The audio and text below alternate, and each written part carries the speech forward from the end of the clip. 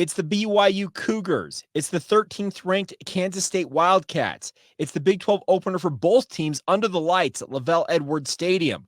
Well, what's going to happen? Good thing you stopped by.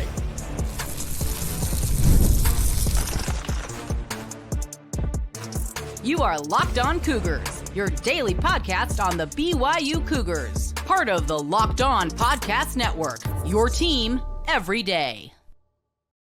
What's up, everybody? I'm Jake Hatch, your host here on Locked On Cougars, your resident BYU insider.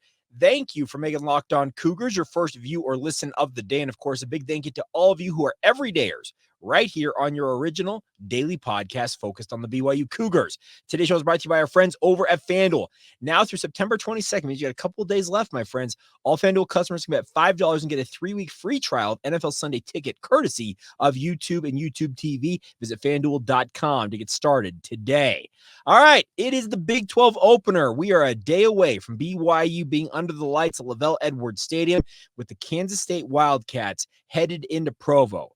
Throwback uniforms, late night, 8:30 kickoff. It's going to be, I think, an incredible atmosphere. Now, at the outset of this conversation, this appears to be a very, very tough matchup for me to look and say, okay, here's how BYU is going to win this one.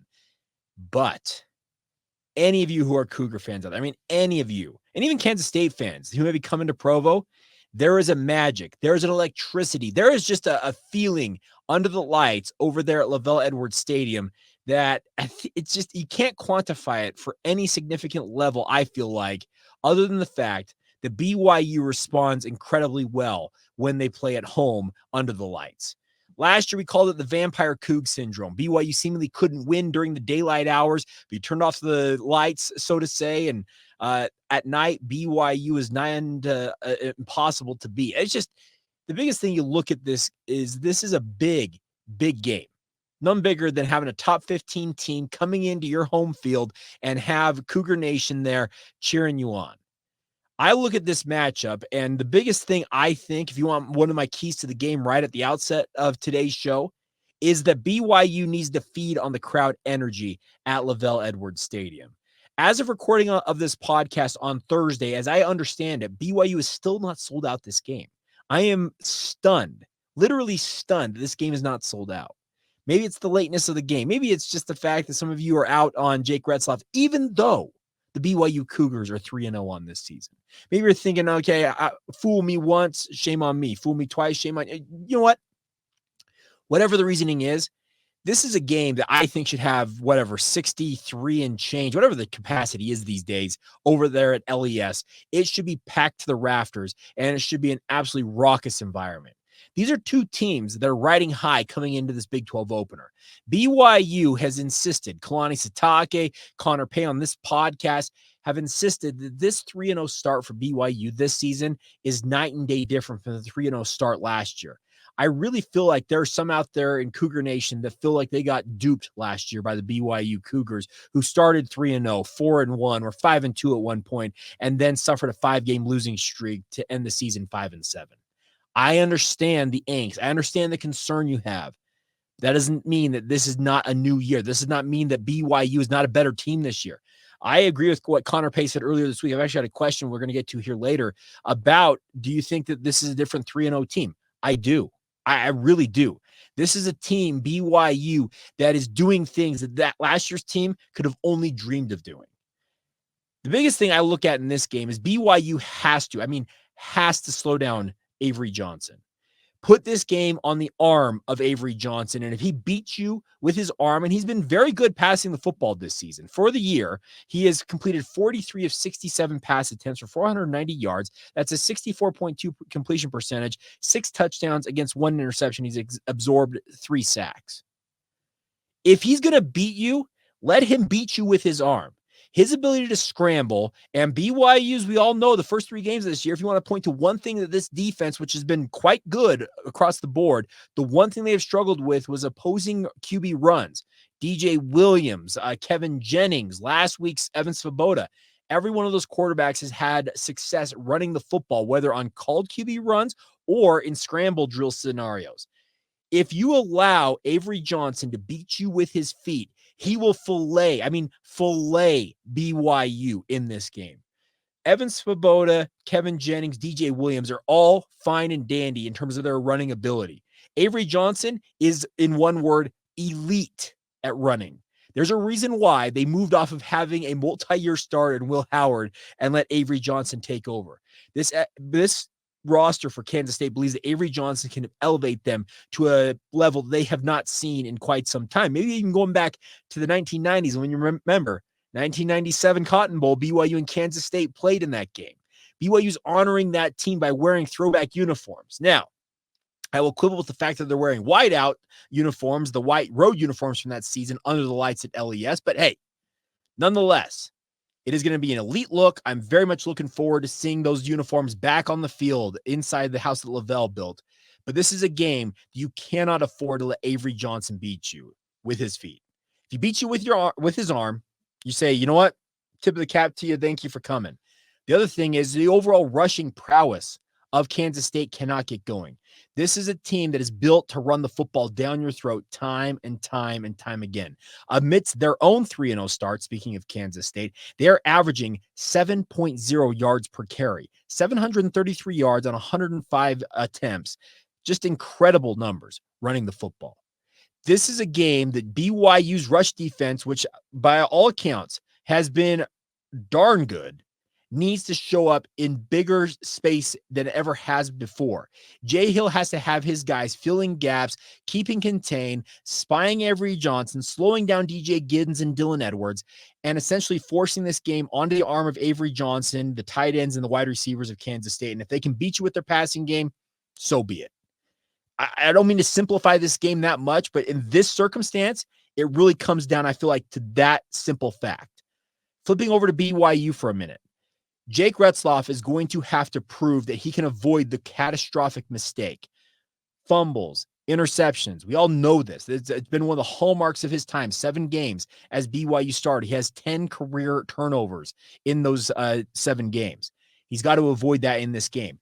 The other thing is, much like we saw last week against Wyoming, we saw it earlier this season in BYU's other home game against Southern Illinois. Jake is going to have to loosen up the Kansas State defense, which is going to be absolutely intent on making sure that BYU is not going to run the football on them by slinging the ball down the field. BYU's tight ends, wide receivers, even the running backs have to be able to step up and help their quarterback out. Jake, when he's got his feet right, we all know this, is an elite quarterback. He's got a very good ability. When his feet are wrong or he's feeling the pass rush, the quote-unquote seeing ghosts out there, that's when the issues crop up for the BYU offense. I am fully expecting to see BYU run with the running back trio of Enoch Nawahine, Miles Davis, and Pokai Haunga. It is my sincere hope that Pokai Haunga ends up as BYU's leading rusher in this game. I believe he has the best ability to lead BYU to success in this game with his vision and his ability to set up blocks. BYU's offensive line, led by Connor Pay, has got to have its best game of the season. They have to be better across the board. This is just another level up from what BYU's been playing. Yes, they got a gritty win over SMU, which is a fellow Power 4 member. Kansas State is just that kind of that next tier. It's the next boss. If you're using the video game analogy, you've got to get past. And this might be one of the toughest, if not the toughest boss you face to date. And it just so happens it's your Big 12 opener. But as I mentioned, one of the biggest keys to me in this game is embracing and seizing hold of the magic of LaVell Edwards Stadium. Like I said, I can't quantify what that stadium does for the BYU Cougars, but if they could bottle it and take it with them everywhere, BYU would be an incredible football program. But that's the magic of playing under the lights over there at LES, and I'm looking forward to it. So keys to the game, just to reiterate what I've already talked about here, it's pretty simple. Number one, harness the energy of LaVell Edwards Stadium. Let the fans get behind you and ride that momentum. Number two, avoid the catastrophic mistake, and that mainly goes to Jake Retzlaff. You can't have a bad turnover in a circumstance that allows Kansas State to score a touchdown. You have to avoid those catastrophic errors. Number three, force the game onto the arm, the passing game of Kansas State. It is by far their weakest in terms of, if you want to look at the weakness, they're weaker throwing the football than they are running it. Force the game onto the arm of Avery Johnson and make him prove that he can be a true quote-unquote quarterback in the pocket and beat you with that arm. Number 4, I guess, here. I want to see BYU get back after it. I think this is a team that was humbled. Humbled a season ago in Big 12 play. They learned hard lessons about having to play at another level, the toughness needed to succeed in the Big 12. I want to see that all come to fruition in this game. And we'll see how it all goes. But I'll be out there. I'm sure many of you will be out there as well. And I sincerely hope it ends up getting sold out, because this is a game that deserves a full crowd, max capacity, and people just going absolutely hog wild in the stands. I'm looking forward to it. I know there's a number of Kansas State fans who are traveling for this one as well. It should be a raucous affair inside LaVell Edwards Stadium, and let's see how it all goes down. I'll share my my prediction for the game coming up here in just a little bit as we roll on momentarily on Locked On Cougars. Do want to talk about what it's going to take to slow down a guy like Avery Johnson. Well, one guy that's going to have a task of doing that is Bodie Schoonover. I had a conversation with him earlier this week. We talked about that very thing. How do you slow down an opposing quarterback like Avery Johnson? Well, Bodie will give you his insight coming up next, right here on Locked On Cougars.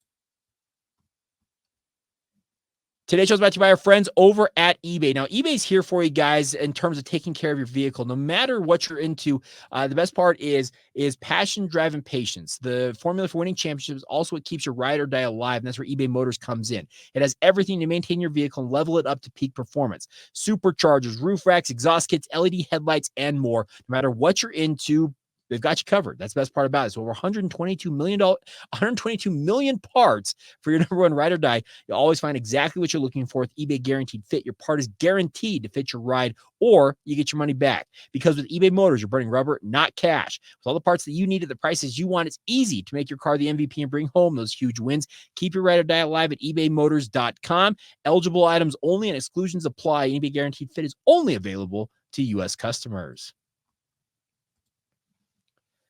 Thank you once again for making Locked On Cougars your first listen of the day. My voice is going a little bit today, but hey, it's been a busy week all the same, but a big thank you to all of you for tuning in. If you've not done so already, check out Locked On College Football. It's a really, really fun show getting you caught up on all the big stories in the bigger college football universe. It's available wherever you get your podcasts, also available on YouTube. And of course, it's proud to be part of the Locked On Podcast Network, your team every day. All right. Had an opportunity earlier this week to talk about BYU's defensive line, especially the defensive end position with Bodie Schoonover. Now, Bodie is a guy that is currently running with the twos. He's a backup behind Tyler Batty for the BYU defense, and you've probably seen him out there, number 48. He looks like Superman out there because he's just absolutely jacked, and you're about to see it if you're watching this on YouTube, how jacked he is even outside of wearing his pads. This is a young man who is beefed up. I remember watching him in high school thinking, man, this could be the next great outside linebacker for BYU. Well, he bulked up just a little more than I think any of us anticipated. Now he's a standout defensive end for the BYU football program. What is it going to take for BYU to have success against Avery Johnson? What is his transition from being that svelte linebacker at American Fork High School into a big burly defensive end for the BYU football program been like? Well, we tell all that and a whole lot more right now with Bodie Schoonover. I want to start off. I remember covering you in high school, and you were this svelte linebacker. Now you're this big, burly defensive end. So how did this all come to pass overall? Yeah, so I got home from my mission. I was about 215. Yeah. And right away, I started working out, started eating food, gained 40 pounds in like 5 months, They were like, okay, that's a DN body, so move me to DN. Have you liked the transition to playing on the line? Yeah, I so far I've loved it. I mean, linebacker was great, but I mean, it's a lot more complicated, a lot more, in honesty, like thinking. But so DN is a lot more just hit somebody and make a play. So I love DN. DN is hella fun. What aspect of defensive end was the toughest for you to adapt to? Does that make sense? I'd say just being, like, the play happens so much faster than that linebacker. Linebacker, I can sit back and like watch everything happen, but DN is like you're right there, right up in it. So that's the hardest thing. You're engaging with linemen every single down. That's another thing. Is like I'm going 100% every play. Where linebacker, I'll still go 100%, but I could like chill for a second. Okay. But DN is just go. So that was a big adjustment too. What do you like most about this defense at that position? I feel like there's a lot of pressure. I'm not gonna lie. Okay. Because a lot of the plays just come to our gap. They naturally just come to us. So if we're not doing our job, everyone's going to notice. So it gives us the chance to make a lot of plays, but also it's a lot of pressure. But Now you're playing behind guys like Tyler Batty, and Tyler's been here forever. I mean that in the best way possible. Yeah. Like he's been playing for quite a while. Yeah. What has he done to help you adapt to playing the position? So much, actually. It's been such a blessing. It's been frustrating at times, but it's been such a blessing to have him here, like helping me out and just giving me tips and everything.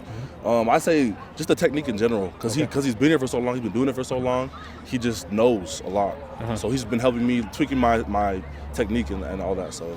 Now, guys like Isaiah Banyard are a different type of defensive end. They kind of play the opposite end, where it's more of a pass rush role. I know that you play both sides. What has he done to help you as well? Yeah, it's kind of the same thing, because Banyan's been here for a long time too, or at least he's been with Coach Pop for a long time at Boise State. But it's just mostly the same thing, just different things, reading plays, like pre-snap alignments and reads, and just technique overall. So.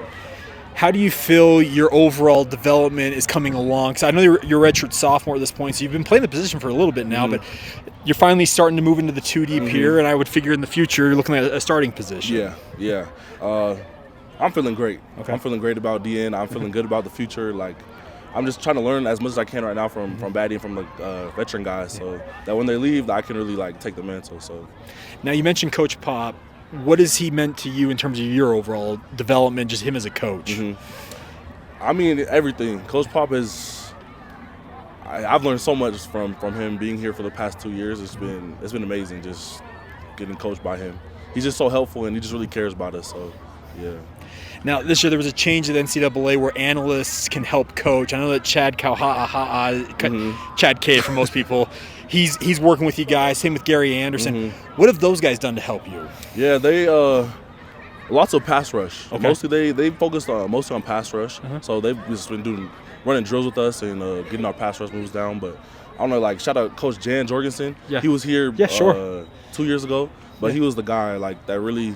When I moved, he helped me a lot too with pass rush and with just technique as well. So, yeah. Now the pass rush has been absolutely up. You guys have, you're on a pace that's going to just blast past last year's sack totals, tackles for loss, all just the havoc type plays.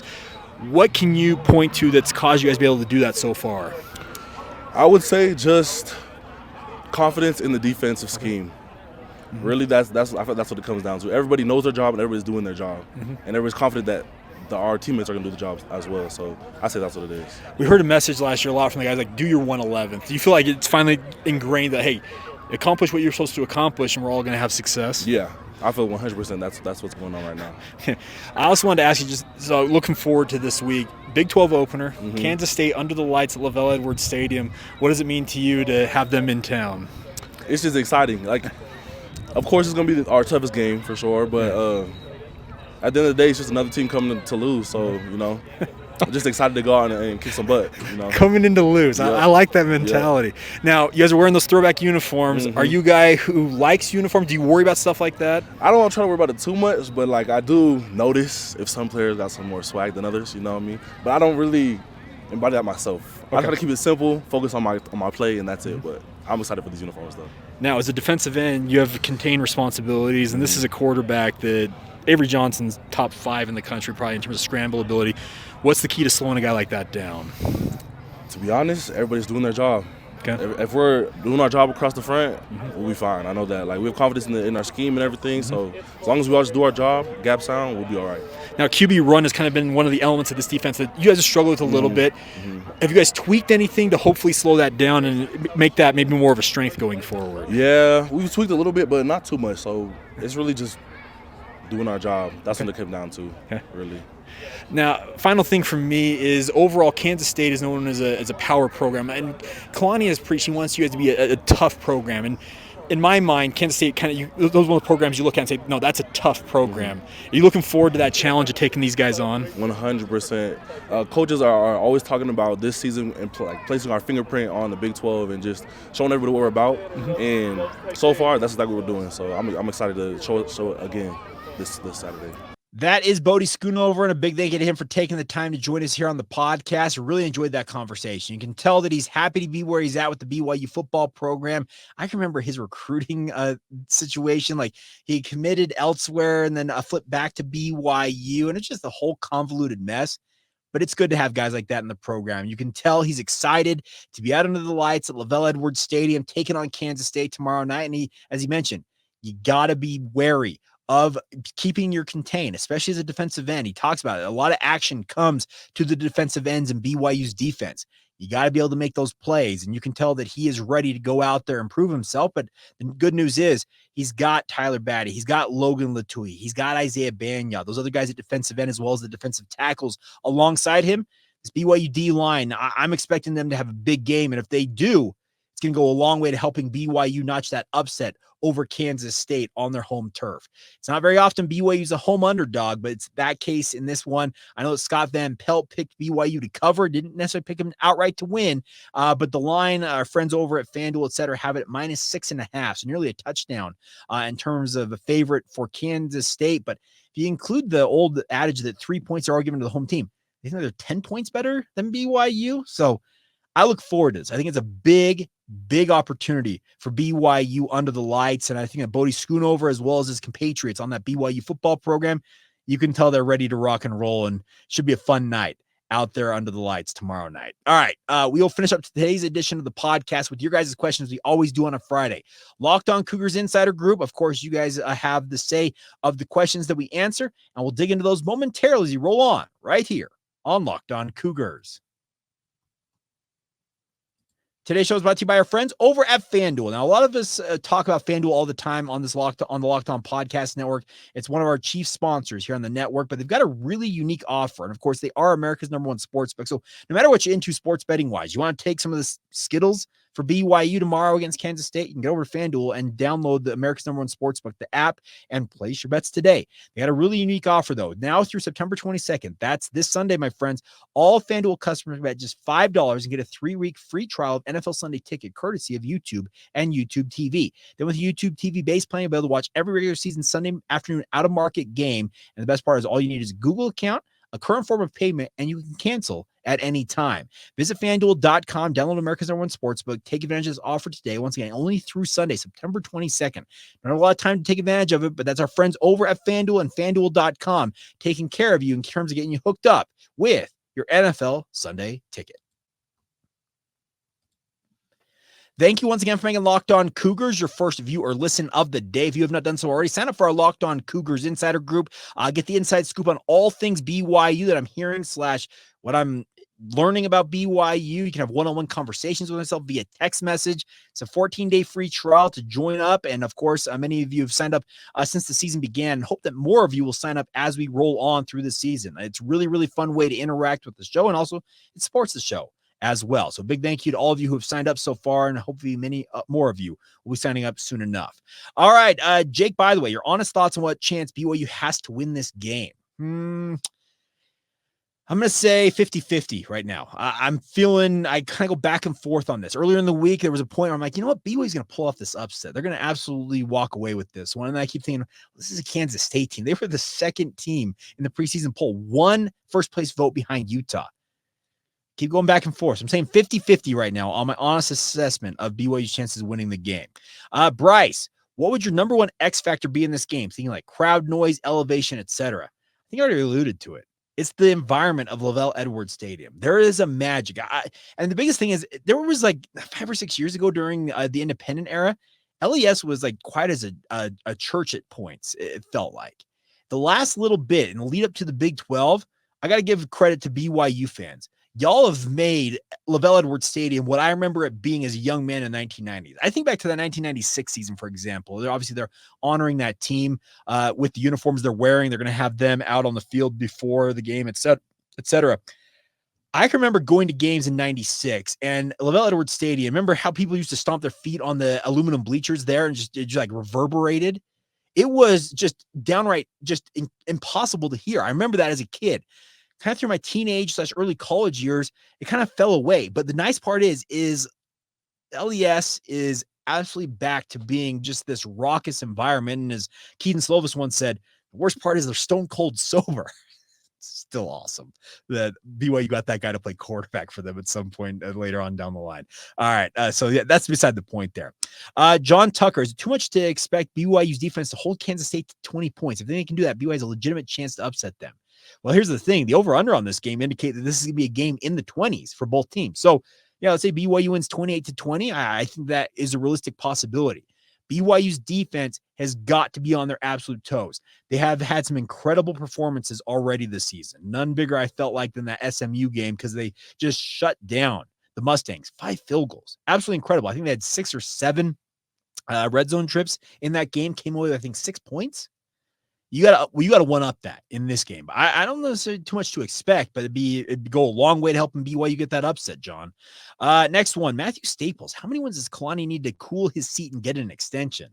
Oh, geez, I didn't even thought about that. 8, maybe. 9. If he gets 9 wins, I would give him an extension, sure. But he's already signed through the 2027 season. I don't see BYU be like, you know what we need to do? We need to revisit that contract. I know that coaches want to have stability and want to get more money, but it's kind of not the BYU way. If you're a long-time listener to the show, you know how I feel about how BYU operates with things. Good one here from Hunter. Hey, Jake, what do you think will take to end the Jake Retzlaff hate? Will a win, or will Jake have to have a 300-yard, 3 TD plus performance without turnovers for it to end? Well, last week it was 291, 3 turnovers and 1 interception. That's close. I think if Jake were to, let's say he goes out there and he balls out. Yeah, he goes for like 300 and BYU notches a win over Kansas State. Some certain message boards and other things are going to quickly change their tune about, I thought Jake was the guy all along. There would be some that hold out and say it was like Gary should have been the guy and still should be the guy. But I think if you notch a win like this over Kansas State, that whole tone around Jake Retzlaff, it's the whole, he's not good enough for BYU, they can do better. I think that would change real quick with a win of this caliber. That's just my personal thought on that matter. All right, a couple other ones here. Let's roll here. No question. Just win. Dang it. Didn't use dang it, Adrian. I gotta be careful, but no question. Yeah, just win. Just win, baby. To use the expression from the late, great Al Davis. Just win, baby. That'd be a big one there. Let's see. Matt Moon, where will BYU be ranked when they beat Kansas State? You're manifesting this, Matt. I love this. I'm predicting 19th. BYU beats Kansas State. They'd be 4-0. They beat the number 13 team in the country. I'm going to be a downer. I think they're just outside the top 25 at that point. I think they'll be like 26th or 27, maybe 25 if some other crazy stuff happen. I just don't see BYU moving up that far in the polls, but it can't be out of the realm of possibility. If you think they're top 20, Matt, I will believe you because you're manifesting a win over Kansas State. Morgan, in what ways do you feel like BYU's 3-0 start is different from last year's? Just the whole feeling around this team. Really, last year, you can kind of feel there was a tension with this squad, and it got worse and worse as the season went on. We found out later that guys were skipping out of meetings. There were certain star players that wouldn't show up to certain practices and still played in the game that week when that's just an accountability issue that needs to be addressed and wasn't for whatever reason. There was so much going on with that program. We've learned kind of in retrospect. This team feels like night and day different in terms of their unity and being together. Could that fracture very easily? Yeah, it could. But right now, this is a team that's far more together than they ever were a season ago. That's just one example of it, Morgan. I think you also mentioned, I appreciated hearing Connor's thoughts on it. I wanted your thoughts. I think Connor kind of nailed it, though. They're outgaining teams by a significant margin. They're doing a lot of things that you can point to and say, hey, that's an improvement. That's the biggest thing. I just look at this. Taylor, who's your starting running back this week if Martin can't go in? Why is it Haunga? I think I already alluded to that, Taylor. It's got to be Pokai for me. He showed against Wyoming why he is a born and bred running back. Enoch Nawahine, him being healthy, I think is a big help because I think he is a no-nonsense downhill runner. And it's nothing against Miles Davis, but you want to have a guy who has the vision to set up these blocks. And Pokai showed that in 5 or whatever carries he saw against Wyoming. I saw more success with him running the football in those 5 or 6 carries or touches or whatever you want to term it than I did the entire rest of the game. It's nothing, like I said, it's nothing against the other running backs. You want to have guys who have success. If you don't have LJ, give me Pokai. Luke, what can BYU football do to catch up to BYU men's basketball on the recruiting front? I understand that Kevin Young came from the NBA and uses that as a pitch to get recruits, but it shouldn't be as big of a gap as it is. I think I've talked about this a lot, Luke. The bigger thing for me is that football is a different recruiting environment than basketball. It sounds too simplistic to say that BYU has to have guys for basketball come in for 8 months and then they can leave and they don't have to abide by the honor code for that period of time. That's kind of true. The NCAA and the NFL have a rule that you have to be 3 years removed from high school before you can go to the NFL. That can be a tough sell to a guy who's like, okay, honor code, like it can be a tough sell to say you have to deal with it for 3 years. Whereas Kevin Young can go to those young men and say, hey, You got to deal with it for 2 semesters. That's it. Like I said, there's more to it than all of that. And yes, BYU football does need to catch up to BYU basketball and what Kevin Young has done so far. But I feel like in so many ways we're comparing apples to oranges, expecting Kalani Sitake to match what Kevin Young's doing on the football front. There's more teams, there's bigger rosters. There's so many different aspects about college basketball versus college football and recruiting that, like, once again, it feels like it's an unfair thing to say, yeah, well, Kevin Young's doing it. Why isn't Kalani doing that?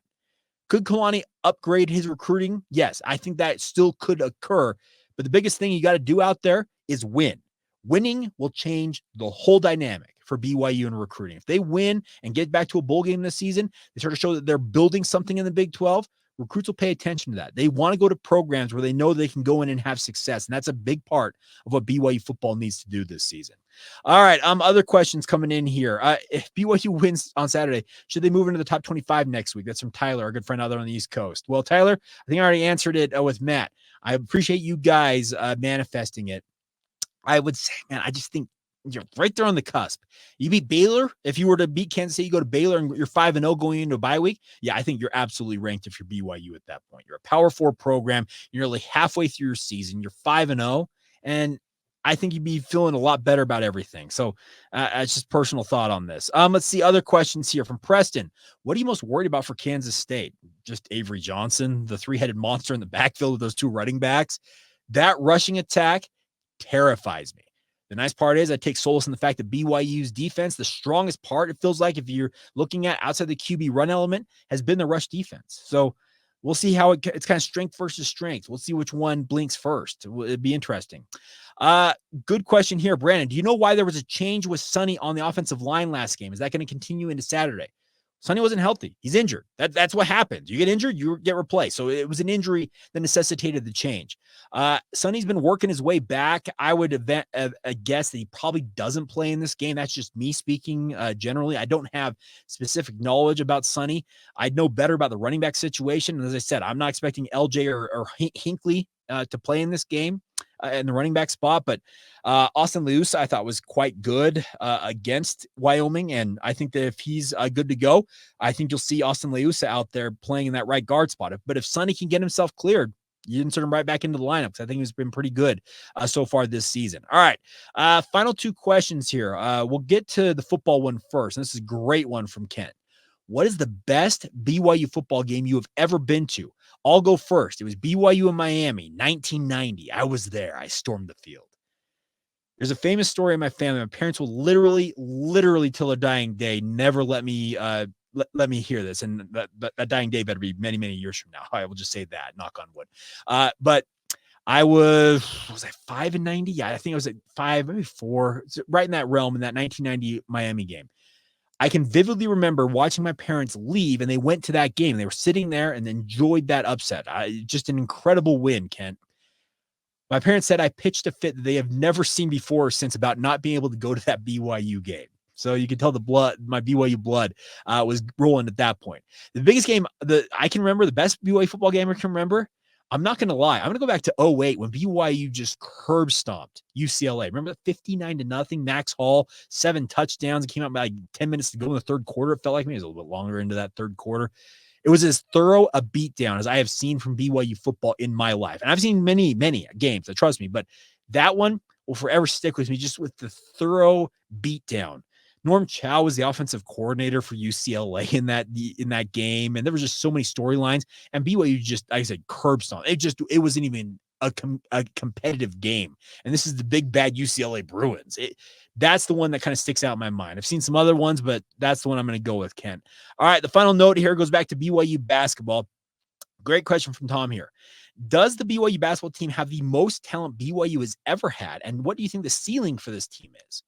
I would be hard-pressed to find a better team in terms of just sheer talent than this one. I would agree with you on that, Tom, because you look at the caliber of guys they have brought in, Cannon Catchings and Jaeger Deming. They are going to be NBA draft picks next year. They've got a walk-on who is a EuroLeague sensation. It's just the talent base. You'd probably have to go back to maybe some of those 1980s teams with like the Chapmans, the Michael Smiths, the Durants. Like those are the teams that I think would maybe equal in talent, but I don't even know if they can compare those two. But I really do think it's an absolutely incredible haul of talent that Kevin Young has brought into this program. What is the ceiling? Well, if it comes to like fruition that BYU is as good as some of the talent suggests it could be, we're talking Sweet 16 at worst. Like, I'd love to see BYU get to a Final Four in my lifetime. I'm 37 years old, and I know many of you listening and watching this podcast are older than I am and can remember BYU's only been to the Elite Eight with Danny Ainge in 1980. They've been to the Sweet 16 with Jimmer Fredette. Those are 2 national players of the year, and that's as far as they could drag their teams in those circumstances. Can this team surpass that? Can they get to the Final Four? I guess that's the ceiling. If it really is as good as we are talking about it and hoping it is, it's kind of got to be the expectation, doesn't it? I don't know. Maybe I'm up in the night. Let me know. I think that's it might be a little pie in the sky-ish, but that's really Kevin Young has raised the stakes without even coaching a game yet. Without coaching a game, he has got us thinking, could he get to a Final Four? Kind of tells you everything I think you need to know about BYU basketball right now. All right, I think I got to all the questions there. So big thank you to all of you for them. It's always fun to interact with the insider group. And if you, like I said, if you want to ask questions yourself, you can do that with your thoughts. I'm going to finish off with this. John sent this in with unprompted. It was not prompted at all. My prediction this week is BYU 24, Kansas State 21. He says there's going to be a breakout performance by a running back. He didn't say names. I'm going to say Pokai, Haunga, and Keanu Hill. By the way, Hill had a fantastic game against Wyoming. John is right in the same realm as me in terms of the score I have for this game. My prediction, you've stuck around for whatever, is this 30-ish minutes at this point on this podcast? I am going to go BYU 28, Kansas State 25. Give me the Cougs under the lights at LaVell Edwards Stadium, season all of that energy from you out there in Cougar Nation, and should be a fun one. I'm looking forward to this. It should be a fun night. If you're going out to the game, enjoy it. If you're watching it wherever you're at, thank you for being a part of the podcast. Thank you for being a part of Cougar Nation. And let's have some fun, folks. It's Big 12 time. It should be a lot of fun this weekend. I'm looking forward to it. And we'll have, of course, a postcast for you. It'll be really early Sunday morning by the time I get it done, because that's going to be, midnight before we're done at the best. I got post-game radio. Yeah, we're looking 2, 3 a.m. I don't know. Who knows if I sleep on Saturday night? So, all right, that's going to do it. A big thank you, as always, for your support of the podcast. We've gone way over time. We're going to be nearly 40 minutes. Oops. Sorry, Zach and company over at Locked On the network. But, hey, thank you for bearing with us. Appreciate all of you for making it your first listen today. Thank you to all of you once again who are everydayers. And enjoy the game. We'll be back with you guys with postcast when the game goes final right here on the Locked On Cougars podcast.